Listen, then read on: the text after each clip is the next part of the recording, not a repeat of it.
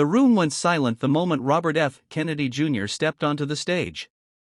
Not because of the cameras, not because of the political pressure, but because somewhere deep in the audience, beneath the bright lights, people sensed they were about to witness a moment no one could predict, and no one could walk away from unchanged. An electric tension gripped the hall, the kind that comes only when truth, fear, pride, and consequence collide in public view. Kamala Harris stood at her podium, adjusting the microphone with steady hands that didn't quite match the unease in her eyes. She had faced world leaders, critics, late-night comedians, and crowds far more hostile than this one.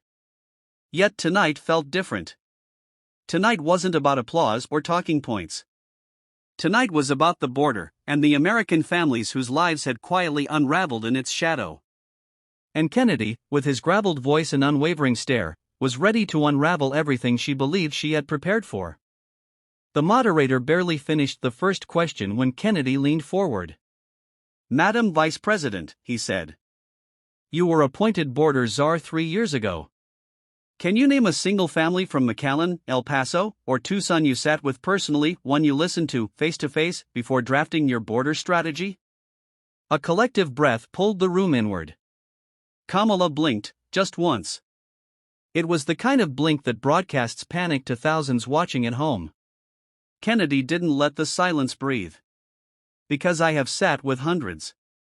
Mothers who buried their sons after fentanyl came across the same border you said was secure.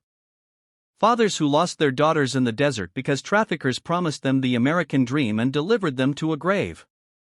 He wasn't shouting. He didn't need to. The quiet gravity in his voice carried farther than any raised tone ever could. Kamala steadied herself and forced a small smile. "I think it's important not to reduce the complexity